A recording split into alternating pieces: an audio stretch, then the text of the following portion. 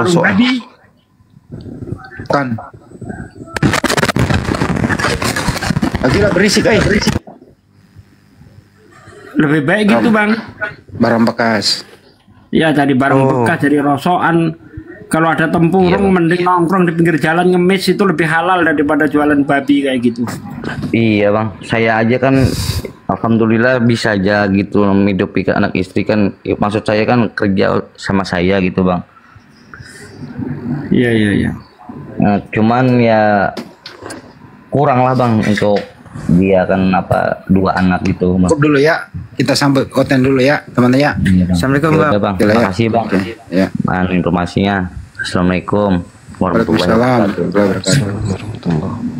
Jas, silakan Jas. Selamat pagi. Selamat pagi. Yuk, gimana kabar? Baik. Ya. Jadi silakan. Saya sempat tadi mendengar ceramah dari Pak Bang Juma tentang Alkitab, tentang Kristen. Sebenarnya kalau kita mengutip kitab suci yang kita tidak imani, saya pikir akan muncul subjektivitas. Sama dengan saya, kalau aku menafsir Al-Quran dan hadis tentang ajaran Islam, tentu subjektivitas saya ada. Jadi menurut saya sama dengan ada fitinya Bang Juma waktu itu tentang Yesaya 9 ayat 5 ya. Ada pitinya Yesaya 9 ayat 5, sebab seorang anak telah lahir untuk kita, penasihat ajaib, Allah yang perkasa, Bapa yang kekal, Raja damai. Bang Juma mengatakan itu nubuat bagi Muhammad ya. Jadi ayat Alkitab ditafsirkan, ditarik, dicocok-cocokkan untuk pembenaran nabinya. Saya pikir ini kok kan Al-Quran dengan Alkitab kan terpisah. Kitabnya aja sudah beda, ibaratnya rumahnya sudah berbeda. Ya, Al-Quran ada tahun 700. Ya, Taurat sebelum Masehi, Injil abad pertama, abad ke-7 baru ada Al-Quran. Jadi kalau saya pernah dengar pitinya Bang Juma mengatakan bahwa ayat Alkitab Yesaya 9 ayat 5 ya, sebab telah lahir seorang. Diulang lagi bang? Iya, disebut sebagai nubuat untuk Nabi Muhammad, bukan nubuat buat Yesus, untuk Yesus, tapi nubuat buat Nabi Muhammad. Ini kan bagaimana lah? Biar ditanggapi Bang Juma ya bang ya. Saya sendiri ini udah bang, biar ditanggapi Bang Juma bang. Tolong diterangkan Bang Juma bagaimana ini? Oke, baik. Ya. Oke. Makasih bang. Ya. Jadi kalau pandangan itu yang Anda bawa terhadap penjelasan saya, lalu bagaimana dengan Kristen? Kitabnya Nabi Musa alaihissalam 1400 tahun baru kemudian ada Yesus lahir di atas muka bumi. Setelah itu Bibelnya orang Kristen yang kita temukan kemudian manuskrip tertua itu abad keempat. Berarti jarak antar kitabnya Nabi Musa dengan Kristen itu 1800 tahun.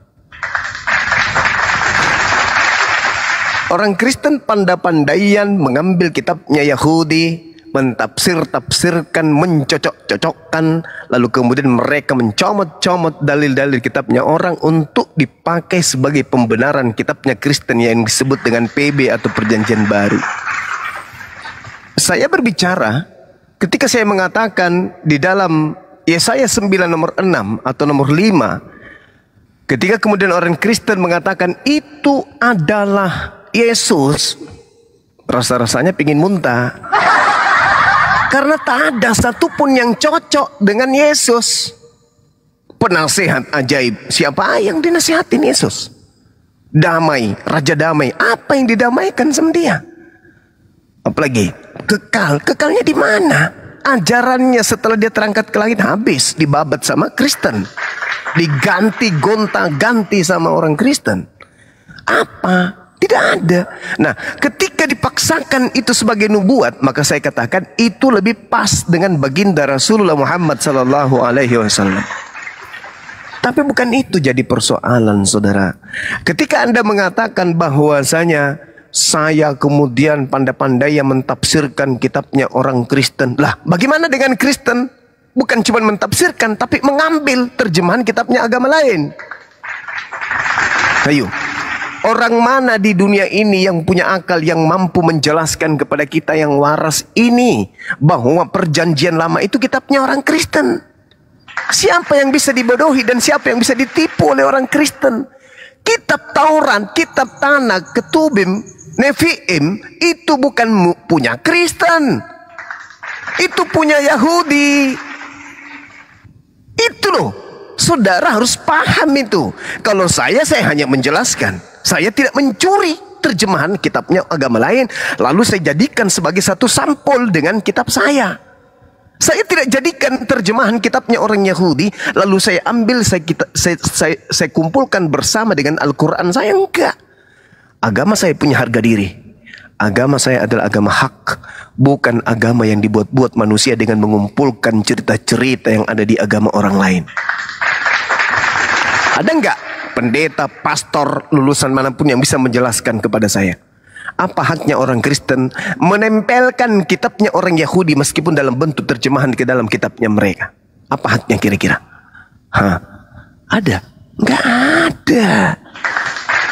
Dengan kata lain, seibarat orang mengambil terjemahan Al-Quran, lalu terjemahan Al-Quran itu dijadikan sebagai buku dan menjadikan buku itu sebagai panduan agama baru. Terjemahan Al-Quran diambil, lalu mereka bikin agama baru. Itulah yang terjadi sekarang. Terjemahan kitab Tanakh diambil, baru bikin agama baru. Apa enggak malu? Apa hubungannya Kristen dengan Yahudi dalam hal ini? Apa hubungannya kitabnya orang Yahudi punya terjemahan diambil oleh orang Roma? Lalu dia bikin agama baru bernama Katolik. Emang ada nabi di tengah-tengah Bani Israel yang dikhususkan untuk orang Romawi, untuk orang Kristen? Nggak ada. Yesus aja nggak kenal Kristen kok. Jadi kalau hanya alasan itu, Pak, Saudara, itu lelucon bagi saya, ya. Itu lelucon bagi saya. Yang harusnya orang Kristen tegakkan hari ini adalah ketika Kristen diajarkan untuk menjadikan seluruh umat manusia menjadi Kristen. Ketika orang Kristen diajarkan beritakan Injil kepada seluruh makhluk. Ketika orang Kristen kemudian mengajarkan agamanya dengan cara tipu muslihat kepada orang lain agar orang lain menyembah kepada makhluk yang bernama Yesus. Itu yang harus diperjuangkan oleh orang Kristen. Ketika mereka menjual, kemudian menjajakan Tuhan mereka yang bernama Yesus itu, orang yang menjadi sasaran kekristenan harus dijawab pertanyaannya. Sama seperti saya. Ketika saya membaca kemudian Wahyu 1 nomor 18, siapa itu? Itu makhluk apa itu? Lihatlah, aku telah mati dan aku hidup kembali. Aku berkuasa atas kerajaan maut. Itu siapa? Siapa itu yang mati dan hidup kembali? Itu siapa itu? Yang berkuasa atas maut itu siapa? Yesus tak mungkin, apalagi Tuhan. Lalu siapa yang menjadi penguasa maut? Bisa Anda jelaskan kepada kami di sini, biar kita tahu Kristen itu adalah agama yang betul. Ayo, silakan Bang. Siapa makhluk yang datang di dalam Wahyu 1:18 mengatakan, dan yang hidup, aku telah mati. Itu tidak mungkin Tuhan. Tidak mungkin Tuhan telah mati. Namun lihatlah aku hidup. Keluar berarti dari kubur. Sampai selama-lamanya. Dan aku memegang segala kunci maut dan kerajaan maut. Itu siapa tuh? Siapa yang memegang kunci maut? Siapa yang menguasai kerajaan maut? Bukankah itu iblis? Jadi yang Anda sembah adalah iblis. Itu dia jawabannya. Silakan. Izin bertanya sebentar. Boleh? Silakan Paman. Matius 8 ayat 20. Serigala mempunyai liang dan burung mempunyai sarang. Tetapi anak domba tidak mempunyai tempat untuk meletakkan kepalanya. Kasih memang itu maksudnya gimana? nakuri sampeang. Yesus gembel apa? Diibaratkan Yahudi punya kiblat, Islam punya kiblat, tapi anak domba tidak tempat kiblat, tidak punya tempat kiblat. Itu begitu bukan? Izin turun. Oh, puang. Marajai. Silakan Kisanak, tolong jelaskan kepada kita di sini ketika Al-Quran datang kemudian mengoreksi, mengkritisi, meluruskan ajaran agama Kristen dengan mengatakan wa iyad'una illa syaitanan marida, ya mereka orang-orang kafir sembah itu adalah setan dan yang durhaka, dan ternyata pengakuan Yesus anak Maria pun mengatakan hal yang sama. Iblislah yang menjadi bapakmu dan kamu mau melakukan keinginan-keinginan bapakmu. Hari ini saya bertemu dengan saudara-saudara saya Kristen. Dia mengatakan bahwa sosok yang datang di dalam kitab Wahyu itu adalah Tuhan mereka. Di situ ada data yang mengatakan, aku yang telah hidup, yang telah mati, namun lihatlah aku hidup sampai selama-lamanya dan aku memegang kunci kerajaan maut. Itu siapa, Bang?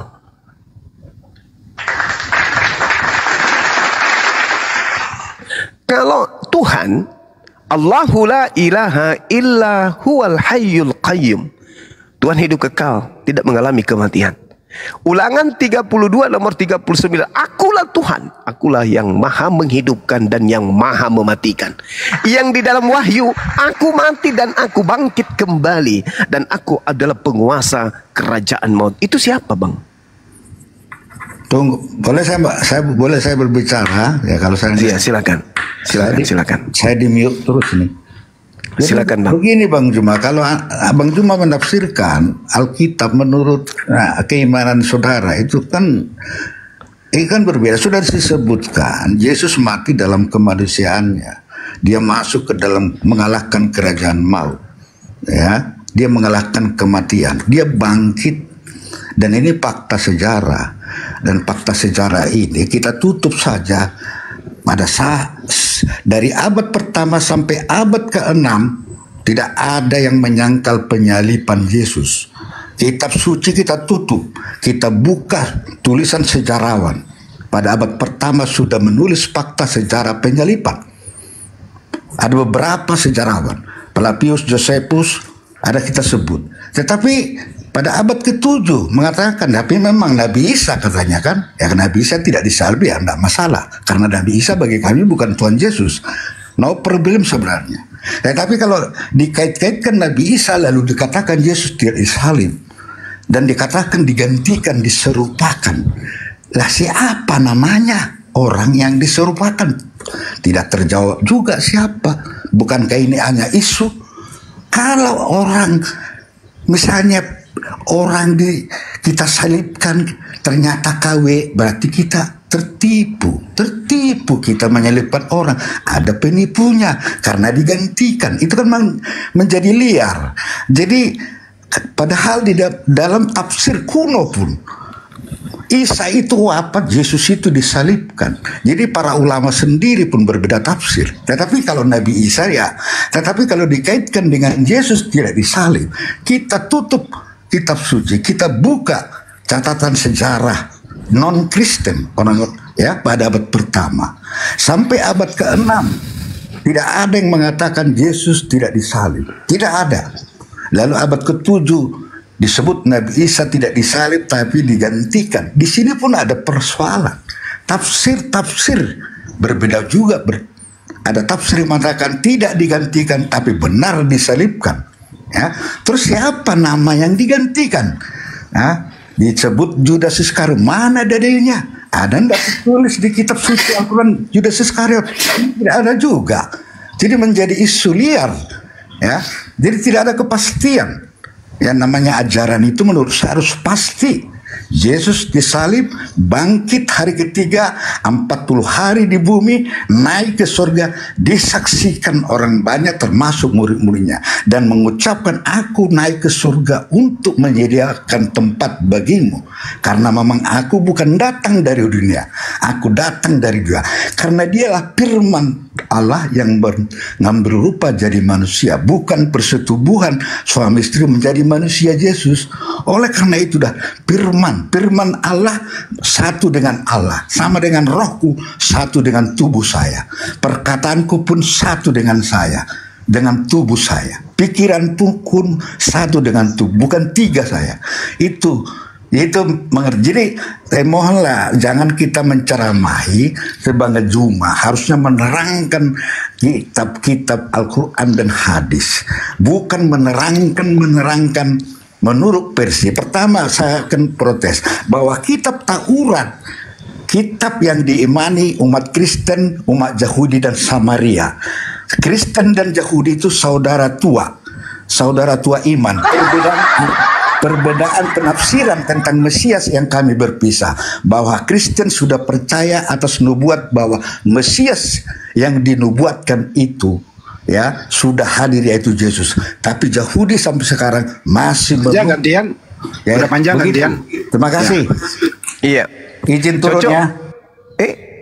Cocok Bapak ini di gereja, cocok.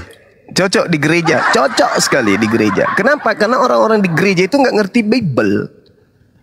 Beda kalau Anda berbicara di hadapan saya. Semua yang Anda sampaikan itu dusta. Semua yang disampaikan itu dusta. Anda harus, saudara harus tahu, Yesus itu pihak pertama sebagai sumber pengajaran kepada murid-muridnya. Muridnya itu adalah pihak kedua. Pihak kedua ini adalah Bani Israel. Kristen ini pihak entah dari mana-mana datangnya. Ketika Yesus melakukan pengajaran, Kristen tidak dianggap. Jadi kalau Anda mengatakan Yesus pergi menyediakan tempat bagimu, aku ke surga menyediakan tempat bagimu, di situ adalah pihak kedua. Pihak kedua itu adalah Bani Israel. Sedangkan Kristen ini Bani apa? Kristen ini Bani apa? Anda mengatakan kakak tertua, aduh, pingin muntah, cuman lupa di mana tempatnya. Maaf Pak Juma, jangan berbicara. Sabar dulu. Saya juga. Sabar dulu, saudara. Sabar dulu. Tunggu dulu. Berbahasa itu yang enak lah. Kita jangan. Anda melakukan penipuan dengan mengatakan Yahudi itu anak kakak tertua. Sejak kapan? Sejak kapan kemudian Kristen dan Yahudi kakak adik? Sejak kapan? Siapa yang disebut oleh Yesus sebagai penyesat? Siapa yang disebut oleh Yesus sebagai ular beludak? Siapa yang disebut oleh Yesus sebagai anjing? Itu saudaranya rupanya. Sudah muncul rupanya ada domba bersaudara dengan anjing. Ada. Nggak bisa saudara. Domba bersaudara dengan domba kambing. Kalau gugup, kalau anjing serigala yang bersaudara. Penafsiran tentang perpisahan. Sabar. Kalau Anda mengatakan perbedaan penafsiran, Anda juga cuma nafsir kok. Anda nggak mengerti bahasa Ibrani? Anda ngerti bahasa Ibrani? Kok ketawa pedis? Anda ngerti bahasa Ibrani? Ngerti? Ya saya orang ngerti Indonesia lah.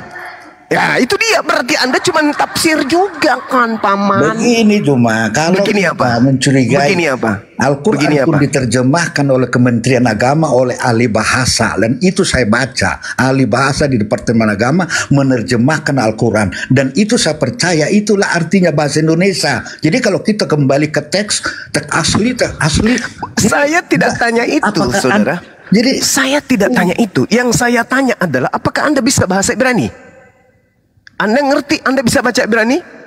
Kalau Anda nggak bisa baca Ibrani, berarti Anda hanya mentafsirkan kitabnya orang Yahudi. Itu baru betul. Anda tukang tafsir. Kalau saya, Anda kan pendeta nih. Anda memahami Bible hanya berdasarkan bahasa Indonesia, bukan? Berarti ilmu kita setara. Saya masih mending, karena saya bisa Ibrani. Baca ejaan Ibrani saya bisa.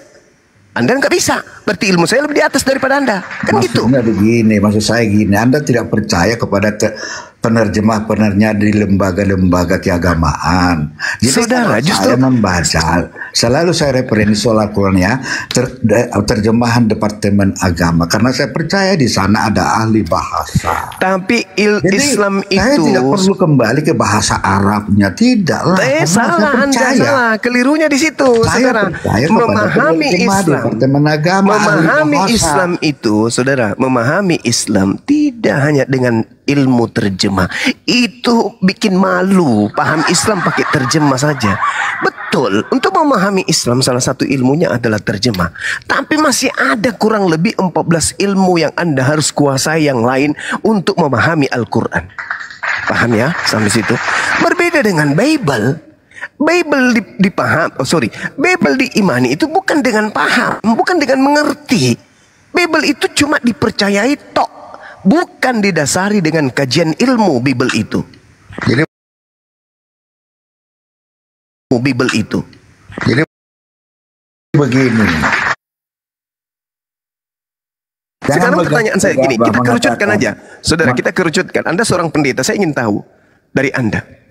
Yang hidup dan lalu mati, lalu hidup kembali, dan mengatakan dirinya sebagai penguasa kerajaan maut, itu siapa? Yesus, mungkin yang kamu tuduh. Oke. Ya. Oke. Ya, mungkin Oke, saya tepuk Anda tangan mungkin untuk sudah itu. tahu.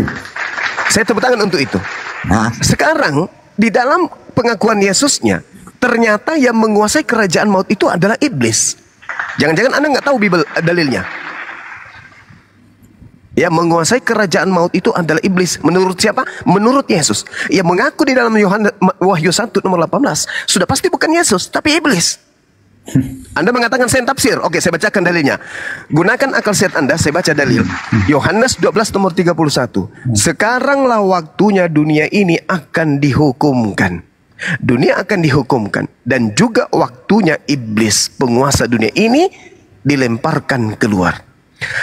Di sini jelas dikatakan bahwa iblis ini adalah penguasa dunia.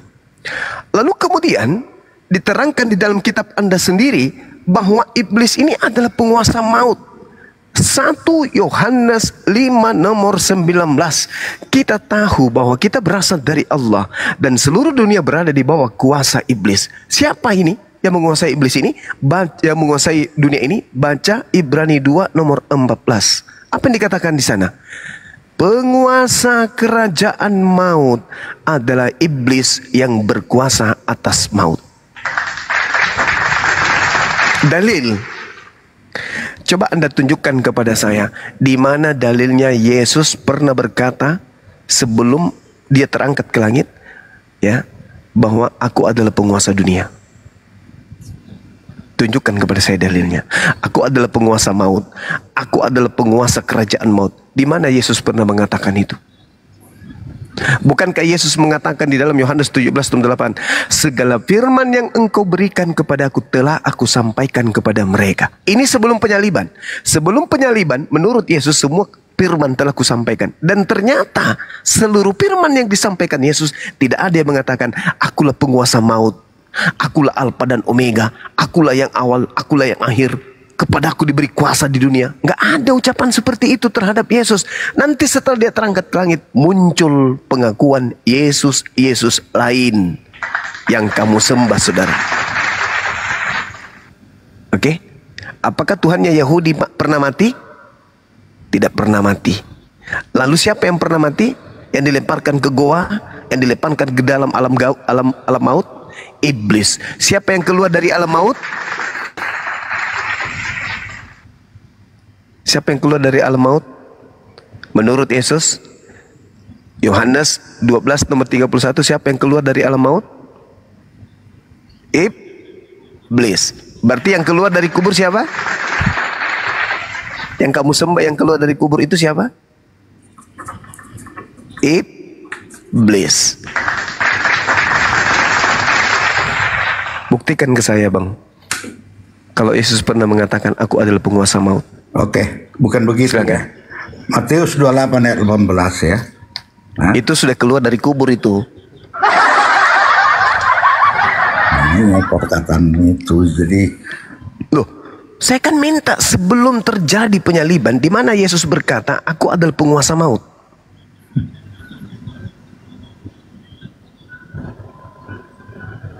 Bukankah Yesus sendiri yang berkata, Yohanes 12 nomor 31, sekaranglah waktunya dunia akan dihukumkan, dan juga waktunya sekarang ini adalah waktunya iblis, sang penguasa dunia ini, yang telah dilemparkan keluar dari goa kematian.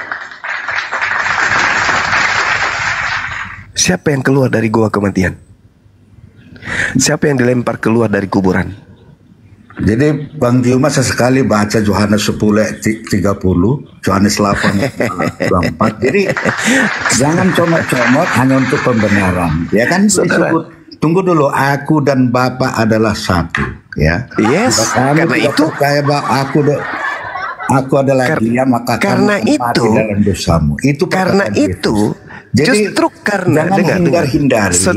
Saudara, tunggu dulu, saya bicara. Enggak perlu terlalu panjang. Anda panjang. Saya perlu panjang. Anda mengatakan Yohanes 10 nomor 30, aku dan Bapa adalah satu. Kalau Yesus dan Bapaknya adalah satu, mungkinkah Yesus mengalami kematian? Jawab dulu ini. Dia mati disalib dalam kemanusiaannya. Tadi katanya satu. Lah, aku dan Bapa adalah satu. Bapa tidak pernah mati, Yesus mati. Tunggu satu dulu, enggak ya. tuh? Anda percaya enggak kalau Satu enggak?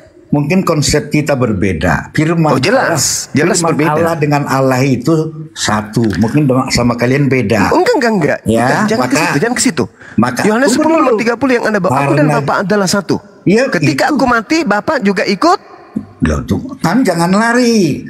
Jangan lari seperti itu. Bagi kami firman Allah dengan Allah itu satu, ya. Tapi kalau ketika aku mati, konsep ketika aku mati, teologi saudara, Islam itu ketika beda. aku mati maka Bapak juga ikut, ya.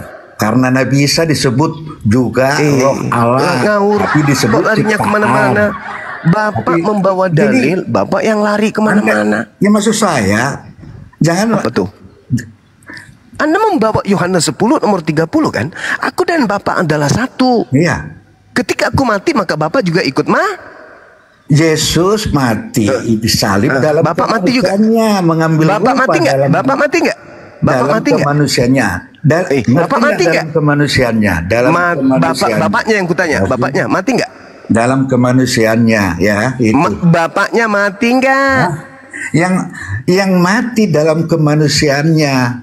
Yang saya tanya, Bapak dan aku manusia, satu. Dia berwujud manusia dan ternyata bangkit lagi. Tidak dikubur sampai sekarang di bumi. Untuk membuktikan ucapan Anda sanggaan dan penafsiran buta Anda bahwa Yesus itu adalah yang mati dan Yesus satu dengan Bapa. Pertanyaan saya, ketika Yesus Anda katakan mati menjadi mayat, apakah Bapak jadi mayat juga? Yesus itu manusia 100%, Allah 100%. Jadi yang dimati sebagai daging.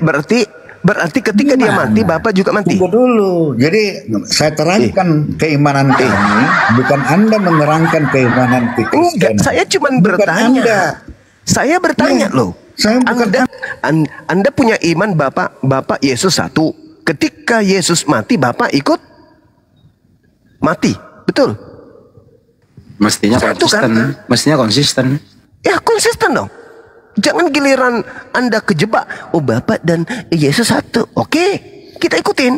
Ketika Yesus mati, ketika Yesus diceboin, ketika Yesus dinetein, Bapak juga dinetein gitu. Hah? Hei, saudara. Jadi saya katakan kepada saudara, Yesus dan Bapa itu satu. Makanya Yesus tidak mati. Karena Bapa senantiasa memperhatikan hambanya yang suci itu. Yang mati ini siapa? Itulah penguasa dunia yang keluar dari kubur, yang kamu sembah. Beda dengan Yesus anak Maria. Yesus berkata dalam Yohanes 12:31, sekarang waktunya dunia ini dihukum, dan waktunya saat ini adalah waktunya iblis, sang penguasa dunia, dilemparkan keluar. Pertanyaan saya dulu Bang, tolong konsentrasinya Bang, konsentrasi pertanyaan saya. Menurut Yesus, iblis mulai sekarang dilemparkan keluar. Iblis dilempar keluar dari mana? Jawab pertanyaan saya, silakan.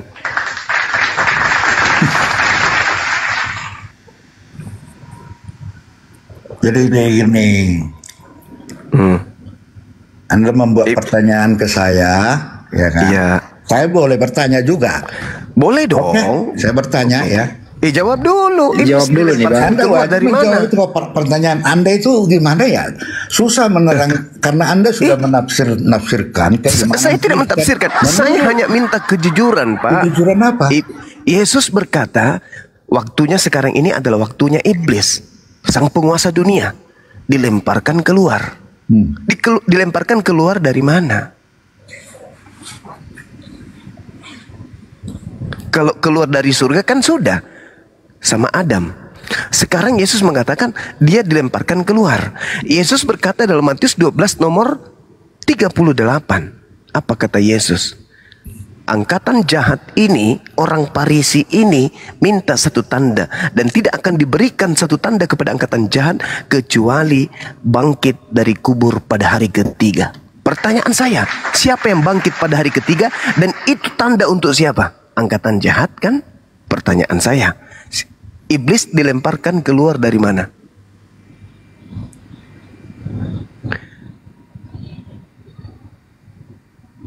Dari kubur.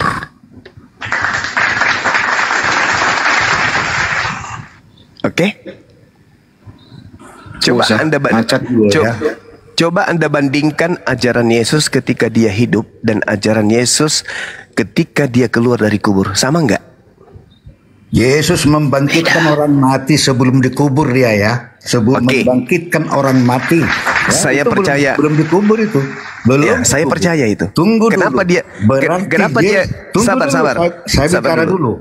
Saya bicara. Kenapa dia membangkitkan orang Saya mati? Berbicara Atas dulu. kuasanya atau atas kuasa Atas Tuhannya? kuasanya, karena memang dia Bukan atas Allah. kuasa Tuhannya. Allah, dia sendiri manusia 100%, Allah 100%. Itu Anda Tunggu sudah dulu. menggabungkan. Tunggu dulu, Itu Anda sudah bertanya. menggabungkan Yesus yang Anda keluar dari kubur. berbicara, Pertanyaan saya sekarang, ketika Yesus membangkitkan orang mati, itu kuasanya sendiri Saya atau kuasa diam. dari Tuhannya? Ketika saya berbicara, Anda nyeropot. Yesus membangkitkan orang mati dalam kekuasaannya, itu berkuasa atas nyawa. Nyawa di tangan Tuhan. Begitu kita orang. Sekarang pertanyaan saya apa?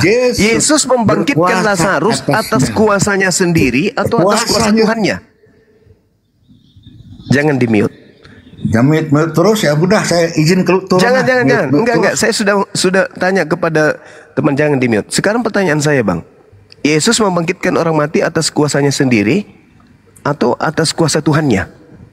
Saya sudah bilang Yesus itu 100% manusia, 100% Allah, karena dia Saya Allah, tidak tanya Allah. Yesus itu siapa, Firman saudara. Allah itu dengan Saya Allah tidak satu. tanya Yesus Kalau itu konsep kita siapa. beda, ya lain. Saya tidak tanya Yesus itu Jadi, siapa. Saya tanya Yesus Atas membangkitkan orang mati. kuasanya sebagai dia kan saya sudah bilang Yesus itu Allah, Yesus itu manusia karena dia Kata Allah. siapa? Firman Itu kata Allah siapa yang itu kata siapa? Berupa. Anda mendapatkan ilmu Yesus itu manusia dan Yesus itu adalah Tuhan itu sendiri. Itu ilmu dari mana? Saya Yohanes sudah ada. Aku dan Bapa adalah satu. Aku dan Bapa adalah satu. Ini siapa itu? Jadi ketika Jika ia kau mati, tidak percaya bahwa aku dan Bapa, kau akan mati dalam dosamu. Itu satu sudah- apa dia? sudah clear, Dia ya? satu apa? Udah Tanya clear. dulu saudara, dia satu apa dengan Bapak? Ya, Anda tadi kan Anda ingin memisah-misahkan dia Oh sudah. iya, memang aku harus dan dipisah. Bapa adalah Memang satu. harus dipisah. Sudah. Untuk menjawab pernyataan Anda, Yesus dan Bapa adalah satu. Coba Anda baca Yohanes 8 nomor 29. Aku dan Bapa adalah dua. Ayo. Hah? Satu di sana jawabannya karena dia senantiasa melaksanakan segala perintah yang diperintahkan Bapa kepadanya. Makanya dia satu. Karena dia senantiasa berkenan di hadapan Bapaknya. Baca Yohanes 8 nomor 29. Aku dan Bapa adalah dua. Baca. Yang itu. Baca. Yang saya sudah bacakan, aku dan Bapa adalah satu. Anda Tapi suruh saya Yesus baca mengatakan, dua. ya aku Dalam dan konteks Bapa adalah apa? dua. Yang mana yang betul Jadi- ini? Yesus Yang ini mengatakan aja lah. aku dan Bapa adalah dua. Gimana Jadi dong? Gini, Gimana saya mau oke lah kita sudahi soal itu. Saya mau tanya dulu sebenarnya. Bisa, doain dulu, Bang. Oke, kita ganti topik ya Bang Juma ya. Silakan. Yang jelas Anda harus tahu bahwa Yesus mengakui dia dan Bapaknya adalah dua, bukan satu. Tadi sudah sebut ayatnya aku dan Yesus punya hidup sendiri, Bapak punya hidup sendiri. Hidup sendiri-sendiri ya. Iya, betul. Itu loh Bang. Yesus sendiri mengakui aku dan Bapa adalah dua. Jadi kita nggak bisa kemudian ngarang cerita aku dan Bapa adalah satu maka dia adalah Tuhan. Enggak. Yesus mengatakan aku berbicara sesuai dengan apa yang diperintahkan Bapa. Aku bekerja sesuai dengan apa yang Bapa perintahkan kepadaku. Makanya dia mengatakan itu. Coba Anda lihat di dalam Yohanes 8 nomor 16 sampai nomor 18. Yesus berkata aku dan Bapa adalah dua. Coba Gimana baca itu, Bang?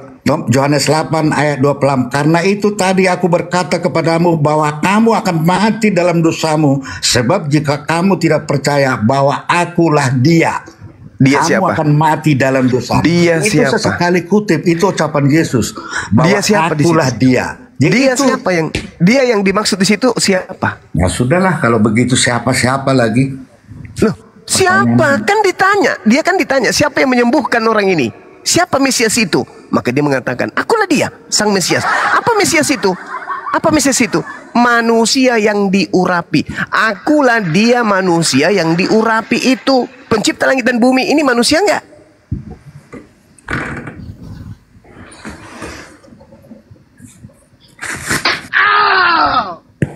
Yesus Mesias. Mereka sedang menunggu Mesias. Akulah Mesias yang kalian tunggu-tunggu itu. Orang yang diurapi, bukan Tuhan. Jadi begini, Bang Juma. Gimana saudara? Seandainya kita hidup di abad sebelum Masehi, kita Ketemu akan Yesus, baca. oh Bapak Tunggu harus dulu, Bang dibalbalin sama Yesus. Tunggu dulu Bang Juma. Seandainya kita hidup di abad sebelum Kristen, sebelum Islam, kita akan membaca kitab Taurat, Keluaran 3 ayat 6. Perkataan Allah kepada Musa, akulah Allah ayahmu, Allah Abraham, Allah Ishak, Allah Iya, itu nggak ada masalah. Ismail tidak disebut. Setelah Yesus lahir di Matius 22 ayat 31, Yesus pun mengingatkan, akulah Allah Abraham, Allah Ishak, Allah Yakub. Jadi ada kesinambungan Allah yang disembah. Apa? Begitu, Pak. Yesus berkata, Jadi akulah Allah sebenarnya Abraham. Di mana itu tertulis? di Matius 22 ayat 31. Yesus mengatakan akulah Allah Abraham gitu. Mengingatkan perkataan itu. Cak Ayu. Mengingatkan perkataan yang ada di Taurat. Jadi kalau misalnya Pak Bombom, kalau Pak Bombom mengatakan Allah aku juga Abraham, adalah Allah Abraham, Allah Ishak, berarti Yakub. Pak Bombom juga itu adalah Allah Abraham gitu. Karena Ishak adalah jalur keturunan Astagfirullahaladzim, ya Allah ya Karim. Itu. Benar-benar Jadi, iblis berhasil menguasai saudara. Bagaimana mungkin kemudian orang yang Yesus itu tidak mengatakan akulah Allah Abraham. Dia cuma mengatakan belum pernahkah kalian membaca apa yang dikatakan Allah tentang orang mati dibangkitkan kembali. Allah berkata, bukan aku berkata. La haula wala quwata illa billah. Betul-betul lah orang ini. Sudah terlalu jauh kali Anda sesat dan menyesatkan diri Anda sendiri. Oke? Sekarang kembali kepada awal pertanyaan saya tadi. Siapa yang hidup dan mati lalu hidup kembali dan dia adalah penguasa maut? Menurut Yesus itu siapa? Penguasa maut itu siapa menurut Yesus? Menurut Yesus loh yang saya tanya. Ayo Bang. Ayo. Penguasa maut ini siapa? Jangan di-mute terus saya, kok di-mute terus sih. Maka orang Kristen itu sudah jelas ada sosok yang diikuti kalau bicara surga, bicara kebangkitan, bicara surga itu sudah ada sudah ada sosok teladan, ya kan? Jadi maksud saya begini. Pertanyaan saya apa Bang? Menerjemahkan keimanan orang persi kita sama dengan saya. Kalau saya tanya bagaimana Nabi Muhammad bisa memberi Saya syafaat? bertanya, menurut Yesus penguasa maut itu siapa? Kok nyerocos Sementara kemana-mana umatnya begini? Menurut Demi Yesus keselamatan. penguasa maut itu Saya siapa menurut sebenarnya nggak Yesus? suka berdebat-debat soal keyakinan. Saya nggak suka. Cuma Ya kalau karena orang Islam Kenapa? lebih paham Bible daripada Anda. Saya kan bertanya. dari mana? Sekarang pertanyaan Anda saya kan apa? Anda mencoba dengar nggak saja. pertanyaan saya? Menurut Yesus penguasa maut itu siapa? Pasti lari kemana-mana Anda jawabannya. tafsirkan sebagai nubuat Saya buat tidak Nabi sedang Muhammad. menafsir, Gimana? saya sedang bertanya penguasa maut menurut Yesus itu siapa? Yesus sudah mengalahkan kuasa maut, mengalahkan ke Nah, saya tanya apa, dijawab apa juga. Kagak ngerti bahasa Indonesia ini orang ini. Saya tanya menurut Yesus siapa penguasa maut?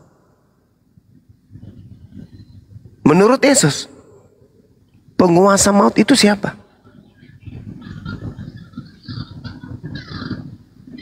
Ayo bang, bicara.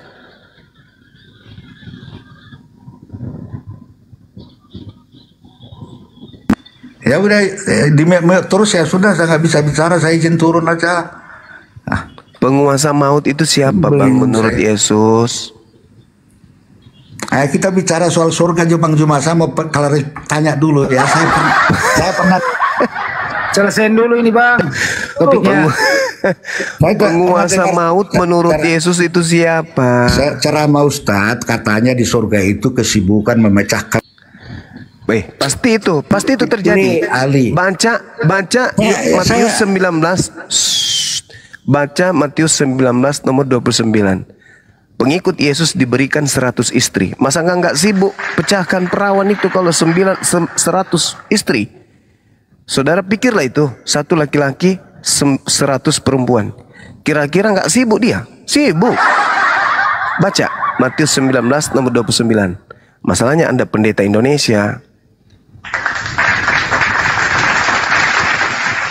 Jadi mau loncat kemanapun Anda kena smash, nggak bisa Anda lolos. Selama Anda Kristen, musuh terberat Anda adalah Bible.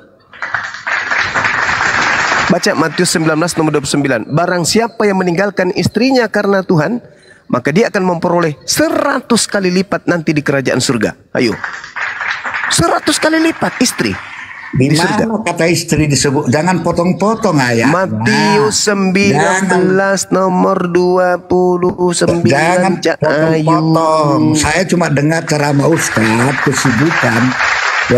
kesibukan di surga itu. Kamu mendengarkan ceramah, saya baca Bible. Lebih akurat saya. Saya baca Bible. Kamu ada nggak baca Quran mengatakan seperti itu? Kesibukannya ada nggak? Di dalam Al-Quran begitu, kesibukan seorang memecah perawan. Ada nggak? Saya ini membaca Bible.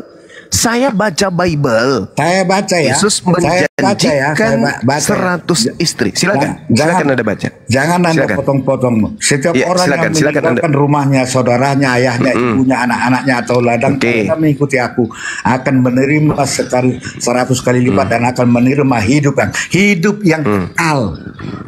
100 kali lipat kan? 100 kali lipat kan? Hidup yang kekal. Tidak 100 kali lipat kan? Tidak ada kawin mengawin di sana. Inilah tabiat setan, tabiat iblis kayak gini. Karena Anda menyembah iblis. Anda yang menyembah iblis. Wahyu 1:18 itu siapa? Anda yang menyembah iblis. Wahyu 1 nomor 18, akulah yang hidup dan telah mati dan hidup kembali. Penguasa maut itu siapa? Siapa itu? Ini yang pertanyaan saya Anda hindari kan, Yesus saudara? bangkit dan naik ke surga. Yesus bangkit dan naik ke surga. Gimana ceritanya? Tadi Yesus berkata bahwa penguasa maut yang telah hidup itu adalah iblis. Kenapa Anda tuduh Yesus lagi yang jadi penguasa maut? Gimana dong? Justru kalau Anda membaca di dalam Ibrani atau di dalam Kisah Para Rasul 2 nomor 24, tetapi Tuhan membangkitkan Yesus dengan melepaskan dia dari sengatan maut, sengsara maut, karena tidak mungkin ia tetap berada dalam kuasa maut. Yesus dikuasai maut. Lalu yang berkuasa atas kerajaan maut ini siapa? Baca pernyataan Yesus. Tertulis di mana? Di dalam Yohanes 12:31, Yohanes 14:30. Siapa dia? Penguasa maut. Iblis. Baca Matius 28 ayat 18. Aku berkuasa di bumi dan di surga. Udah. Tangan. Mungkin tidak bisa disebut terkemuka. Tepuk tangan saudara-saudara. Anda semua. Saya mau tanya sama saudara, yang berbicara di dalam Matius 28 nomor 18 itu orang yang keluar dari kubur atau bukan? Jawab. Keluar dari kubur atau tidak keluar dari kubur? Apa masalahnya? Yesus berkata, iblis telah dilemparkan keluar dari kubur. Sebelum disalib, dia sudah menghidupkan orang mati itu karena dia diberi kuasa. Dengar. Dengarkan, Yesus berkata di dalam Yohanes 5 nomor 36, ada kesaksianku yang lebih penting dari kesaksian Yohanes, bahwa aku membangkitkan orang mati. Kuasa membangkitkan orang mati itulah yang bersaksi tentang aku bahwa aku adalah utusan Tuhan.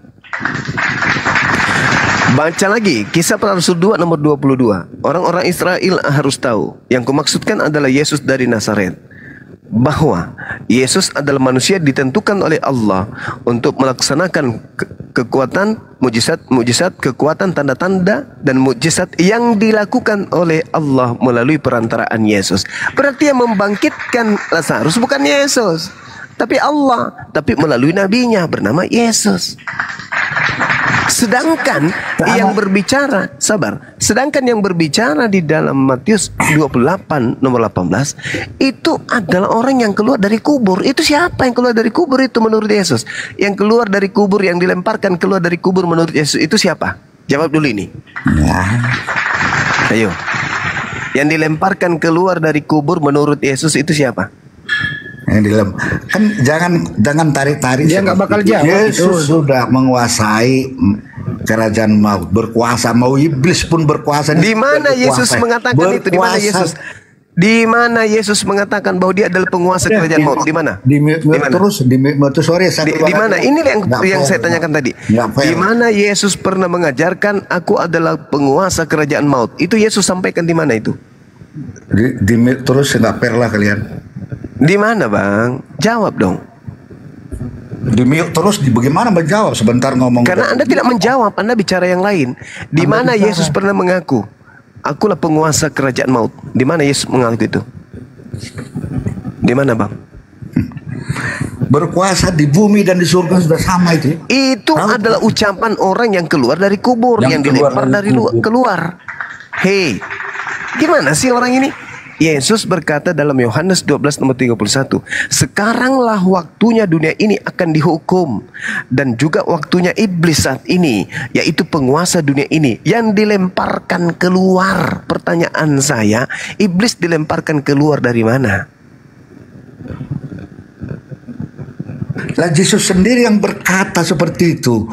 Yesus kan yang Anda tadi mengutip Yesus berkata, ya kan? Iblis dilemparkan keluar dari mana? Yesus yang berkata, ya kan? Jadi berarti Yesus itu berkuasa melemparkan kekuasaan gelap. Bukan, saudara dengarkan saya, dengar saya, saudara. Saya mau tanya dulu, saudara, jangan bahas.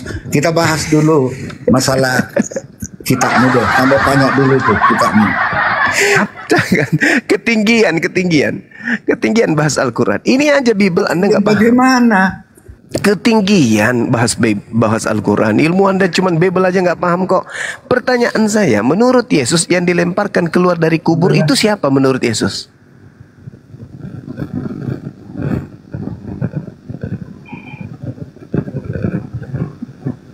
Bang, nangis nggak jawab. Bang, berapa tusuk? Tidur bang. Saya hanya ingin meluruskan saudara, meskipun Anda seorang tidak punya, Anda lebih baik menerangkan. Saya punya tugas itu adalah meluruskan Anda. Menurut Yesus yang dilemparkan keluar dari kubur itu siapa? Saya nggak bisa ngomong, di mute terus. Itu pertanyaan saya sampai capek lo mengulang, saudara. Yang dilemparkan keluar dari kubur menurut Yesus dalam Yohanes 12 nomor 31 itu siapa? Yesus tidak jadi maksudmu Yesus itu tidak dilemparkan dari keluar dari kubur. Saya Dia tidak bilang bangkit. Yesus yang dilemparkan. Dia Saya bangkit. tanya. Saya tanya, menurut Yesus dalam Yohanes 12 nomor 31, siapa yang dilemparkan keluar itu siapa? Anda mute terus, saya gimana mau jawab? Ngomong. Nah, jawab silakan. Jangan di mute silakan. Ah, udahlah. Si- Baru ngomong sebentar di mute. Ini saya nggak fair. Anda tidak mau jujur, saudara, bahwa sebenarnya yang dilemparkan keluar dari kubur itu adalah Tuhan saudara bernama Yesus. Anda yang menafsirkan itu. Anda di Saya mana? tidak mentafsirkan. Ada. Saya tidak mentafsirkan. Di mana Benar kalimat enggak? itu? Ada Saudara. Ada Saudara, kalimat saya itu. tanya sama saudara, Ada dengarkan. kalimat itu. Anda, Dengarkan. Satu. Anda Dengarkan. sebenarnya Satu. Bang Jumai itu Yang keluar dari kubur namanya Yesus, betul? di mute terus di mute.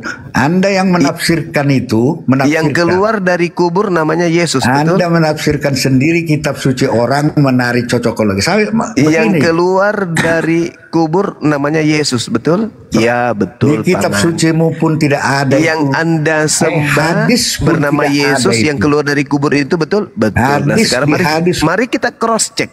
Wahai Yesus, ya Paman, siapa yang dilemparkan dari kubur? Baca Yohanes 12 nomor 31. Siapa itu? Di hadis pun tidak Iblis. ada itu, ya. Saya pikir kata Yohanes Nabi Muhammad pun tidak ada seperti itu. 12:31. Yohanes 12 nomor 31, yang dilemparkan keluar dari kubur adalah iblis. Di hadis Yang Anda sembah adalah makhluk yang keluar dari kubur. Siapa dia? Siapa dia? Bang, siapa dia? Yesus berkata iblis dilemparkan keluar dari kubur. Yang Anda sembah adalah makhluk yang keluar dari kubur. Siapa itu, Bang? Yesus bangkit mengalahkan kematian. Udah, Mau bangkit kek, mau apa kek, yang Sudah jelas selesai, kan? Tuhan Anda Anda keluar dari narik-narik. kubur. Betul? Daripada dikubur sampai sekarang di bumi. Ya kan dia bagaimana? bukan Yesus Tuhan. naik Sama ke seperti surga. Nabi Musa. Nabi Musa Naik juga ke dikubur surga. sampai sekarang. Nabi Dia Musa naik juga ke sampai surga, sekarang. bedanya. Karena Nah, memang sekarang- Yesus sekarang adalah oke. Sekarang firman oke. Tuhan Oke, saya berwujud ikuti. manusia. Saya ikuti Firman Anda. Tuhan Saya berwujud ikuti Anda. Saya ikuti. Saya ikuti. Saya jempol Anda. Tuhan Anda bernama Yesus keluar dari kubur, betul? bangkit dari kubur. Jangan, tidak ada kata keluar, ya. Tidak ada di kitab kata keluar. Anda Yohanes menggunakan 12 nomor 31. Coba Yohanes 12 nomor 31. Ada nggak kata keluar atau tidak ada di situ kata keluar? Silakan. Ada. Ada atau tidak ada? Ayo. Demo terus gimana sih? Udah ujian aja turun lah. Nah ini Enggak kan ditanya, Abang. Ini kan ditanya, yang keluar dari kubur itu Tuhan Anda bernama Yesus, betul? bangkit dari kubur. Nah, ketika dia bangkit, keluar dari kubur atau tidak? Bangkit dari kubur. Iya, setelah dia bangkit, dia keluar atau tidak? Masalah keluar, bangkit dari kubur, bangkit dari kubur. Lalu keluar. Anda kaitkan dengan ayat penguasa dengan iblis, kan itu Anda tarik-tarik saja itu. Anda Yesus yang berkata kok, bukan Berkata saya. apa? Yesus yang berkata, dengarkan baik-baik. Iya. Sekaranglah waktunya dunia akan dihukumkan, dan juga waktunya iblis penguasa dunia ini dilemparkan keluar. Lah iyalah. Nah, sekarang iblisnya menurut kitab 2 Petrus 2 itu disimpan di mana? Di dalam gua kan? Betul? Kalau di dalam goa itu bukan kubur berarti, ya. Kalau goa bukan kubur. Berarti Bukan kubur katanya. bukan kubur kalau goa. Nah, sekarang Yesus saya ikutin dikubur aja. di mana? Kutanya samamu, sekarang Yesus dikubur di dalam gua atau bukan? Nah, kalau dikubur itu Yesus itu Yesus itu kalau bukan goa. Kutanya dulu. Yesus dikubur di dalam ruang milik Yusuf Arimatea yang berupa goa, betul? Pernah Anda membaca bagaimana Maria masuk ke dalam kuburnya Yesus? Kenapa dia bisa masuk ke dalam kuburnya Yesus? Bertemu dengan sosok yang bernama Yesus juga, yang adalah malaikat. Sampai di sana ngobrol-ngobrol dia di dalam. Kenapa? Karena tempat meletakkan jasadnya Tuhan Anda itu adalah goa milik Yusuf Arimatea. Nah, yang keluar dari goa ini siapa? Menurut Yesus. Jangan menurut Bang Suma, nanti kalian sakit hati.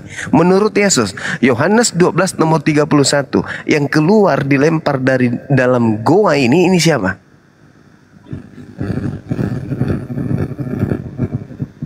Setelah dia keluar, apa katanya? Kepadaku telah diberi kuasa baik di langit maupun di bumi. Ya, belum dia kubur sudah menghidupkan orang Jadikanlah mati. seluruh bangsa menjadi udah melakukan pengikutku. mujizat. Itu siapa, Bang? Itu siapa? Sudah melakukan mujizat sebelum, kalau kita bicara setelah kubur. Ini ngomong apa sih ini orangnya pindah-pindah topik ya? Lain ditanya, lain dijawab, menghindari. Kalau dia ini nyembah setan. Ya kalau begitu. Pertanyaan saya loh, Ada nabi, sederhana loh. ada nabi. Menurut Ada nabi. Yesus, yang keluar dari kubur itu siapa menurut Yesus? Kalau bicara gua hero itu tempat iblis, berarti kamu mengikuti pikiranmu. Kalau mengikuti saudara, pikiranmu tadi, gua tempat saudara, jangan. Yohanes 12 nomor 31, sekaranglah waktunya dunia ini dihukumkan dan juga waktunya iblis penguasa dunia ini dilemparkan keluar. Oke? Kemudian Yohanes 14:30, iblis ini adalah penguasa dunia.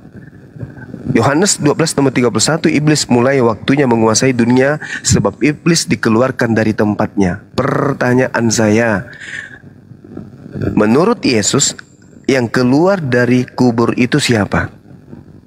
Pasti jawabannya lari kemana-mana. Yang keluar. Anda kok fokus di situ? Kalau bicara gua tadi tempat iblis, gua hero itu bagaimana nanti ceritanya gua hero? Mana dia? Anda. Kenapa? Anda. Siapa? Siapa yang siapa yang dilemparkan dari goa? Siapa? Tempat iblis. Siapa? Lalu Siapa yang hero. dilemparkan dari goa? Lalu bagaimana dengan Siapa yang dilemparkan dari goa, dari alam maut? menafsir-nafsirkan? Siapa Bang yang keluar dari alam maut itu siapa? Nabi Muhammad tidak mati di dalam gua Hira. Hanya ada menemui sosok dan tidak tahu sejak kapan diketahui itu Gabriel. Pertanyaan saya sederhana. Pertanyaan saya sederhana. Menurut Yesus, yang dilemparkan dari dalam goa itu siapa? Kalau memang gua tempat iblis, hari mengikuti pikiran Pak Juma, gua hero itu apa lagi kalau begitu? Oke, anggaplah pernyataan. Oke, anggaplah pernyataan Anda itu tidak betul. Tahu siapa? Saya ikuti. Anggaplah pernyataan Anda itu betul. Yang keluar dari goa itu iblis. Berarti, apakah Anda sudah mau mengakui bahwa yang keluar dari kubur itu juga adalah iblis? Ayo. Ingat ya, kami tidak menyembah Nabi Muhammad. Kami tidak menyembah Jibril yang ada di Gua Hira. Berbeda dengan Anda. Berbeda dengan Anda. Anda menyembah makhluk yang keluar dari goa, kubur. Muhammad itulah. Kami tidak menyembah Nabi Muhammad. Udah Saya buang aja nih orang banyak. Kita buang kadang nggak nyambung. Saya pernah mendengar perkataan. Masalahnya dia pendeta. Pendeta tolong begini nggak nyambung dari biarin aja, biar jemaatnya yang menilai di bawah. Sekarang saya mau tanya, jemaatnya yang menilai. Sekarang saya mau tanya samamu. Anda mengatakan Nabi Muhammad keluar dari goa. Oke. Ada makhluk yang keluar dari goa juga bernama Yesus. Nah, kami tidak menyembah Nabi Muhammad, kami tidak menyembah Roh Kudus. Nah, sekarang Anda menyembah makhluk yang keluar dari kubur. Hayo. Kena kan? Makhluk bangkit dari kubur dan naik ke surga itu bukan dikubur selamanya lah begitu. Nggak ada urusan. Saya nggak peduli dengan itu. Saya nggak peduli dengan itu. Yang saya katakan kepada saudara ini adalah Yesus berkata, sekaranglah waktunya dunia akan dihukumkan dan waktunya iblis penguasa dunia ini dilemparkan keluar. Keluar dari mana? keluar dari goa. Nabi Muhammad keluar dari goa, kami tidak menyembah beliau. Yesus Tuhan Anda keluar dari goa, Anda sembah. Berarti Anda penyembah seko. Dari Anda kan hanya menafsirkan keluar dari goa, keluar dari goa. Saya tidak mentafsirkan. Sekarang saya tanya sama saudara. Sekarang saya tanya. Gimana? Sekarang saya tanya sama saudara. Sekarang saya tanya. Iblis dilemparkan keluar. Keluar dari mana?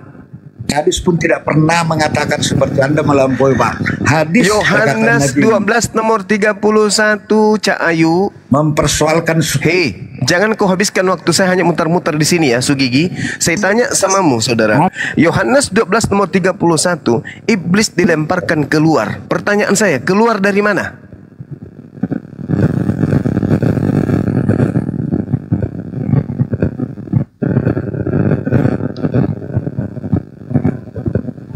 Dia tak satu pun pertanyaan dijawab, lompat-lompat dia. Ayo, iblis dilemparkan keluar. Pertanyaan saya, keluar dari mana? Mau jawab, Mbok sih cuma dulu di mute ya. Jangan saya izin lah kalau begini caranya. Tunggu. Habis ini saya diam. Pertanyaan saya, menurut Yesus dalam Yohanes 12 nomor 31, iblis dilemparkan keluar. Pertanyaan saya, keluar dari mana? Di mute terus Anda. Keluar dari mana? Menurut Yesus iblis ini dilemparkan keluar dari mana? Silakan Anda jawab. Saya diam, saya mute. Gini, sejak kapan itu yang menemui di Gua Hira itu? Sejak kapan diketahui itu Dia bagaimana? Lain ditanya, lain diomongin. Kalau memperbodoh dirinya, ahlinya ini orang. Malaikat Jibril. Saat lain ditanya, lain dijawab. Siapa yang menemui waktu dia ketemu? Ditanya apa, Bang Juma jawab dulu itu, baru pindah topik. Tidak tahu sejak kapan. Siapa yang keluar dari kubur itu? Waraka, pendeta Waraka yang beritahu atau siapa saya nggak tahu tuh. Tapi yang jelas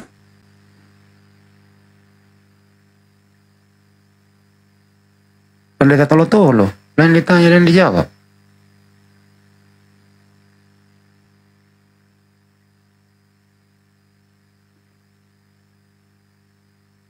Bang Andi, rehat yuk. Tolonya. Bang Juma udah berapa kali bertanya, Bang Juma? Dia setiap ditanya lari kemana, diikutin menghindar lagi, diikutin menghindar, apa sih? Yesus kan berkata, Yohanes 12:31, kan jelas itu. Sekaranglah waktunya dunia ini akan dihukumkan. Dan juga waktunya iblis penguasa dunia ini dilemparkan keluar. Pertanyaan saya, dilemparkan keluar dari mana? Merujuk 2 Petrus 2, keluar dari goa. Merunut daripada Yesaya 14 nomor 15, keluar dari kubur. Tempat Yesus diletakkan adalah kubur yang berupa goa.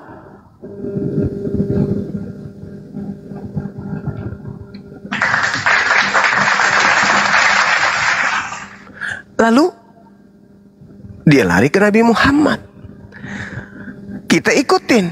Nabi Muhammad keluar dari Gua Hira. Ada yang sembah? Nggak ada yang nyembah. Ada yang nyembah Roh Kudus? Malaikat Jibril? Nggak ada yang nyembah. Nah, tinggal satu kandidat. Yang disembah, yang keluar dari gua siapa? Yesus. Menurut Yesus, yang dilemparkan keluar itu adalah iblis. Wahyu 1 nomor 18, dan yang hidup aku telah mati, namun lihatlah aku hidup sampai selama-lamanya, dan aku memegang segala kunci maut dan kerajaan maut. Ini siapa? Dijawab oleh Ibrani 2 nomor 14. Karena anak-anak itu adalah anak-anak dari darah dan daging, maka ia juga menjadi sama dengan mereka dan mendapat bagian dalam keadaan mereka, supaya oleh kematiannya dia dimusnahkan oleh dia, yaitu iblis yang berkuasa atas maut. Siapa yang berkuasa atas maut? Iblis. Siapa yang berkuasa atas maut? Iblis. Siapa yang memegang segala kunci maut? Iblis. Wahyu 1:18 siapa? Di dalam pemahaman mereka, Wahyu 1:18 itu siapa? Aku telah mati namun lihatlah aku hidup sampai selama-lamanya. Yesus menurut mereka. Yesus menurut mereka. Berarti yang mereka sembah adalah itu Yesus yang bukan nabi, tetapi Yesus yang penguasa kerajaan maut. Siapa dia? Tante Girang katanya. Bintang Timur. Nah itu Janja. Sederhana loh. Al-Quran tidak pernah keliru. Wa iyaduna illa syaitanam marida. Al-Quran loh itu. Yang mereka sembah selain daripada Allah itu hanyalah iblis yang terkutuk, yang durhaka. Al-Quran menguraikan, Bibelnya juga menguraikan. Kenapa bisa demikian? Karena Allah menjawab, wa makaru wa makarallahu wallahu khairul makirin. Mereka melakukan tipu daya, tetapi Allah membalas kemudian kejahatan mereka. Dan Allah adalah sebaik-baiknya pembalas kejahatan. Kejahatan mereka dibalas oleh Allah.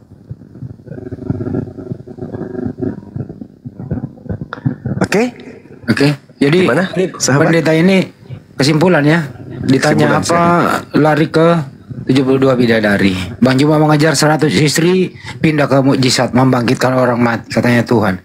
Dikejar di sana, pindah kemana-mana. Ini pendeta ini kok lari-lari terus gitu. Gak capek itu pendeta itu. Mudah-mudahan dia gak pingsan. Ya udah selesai. Stres dia mau bertahan, tak bisa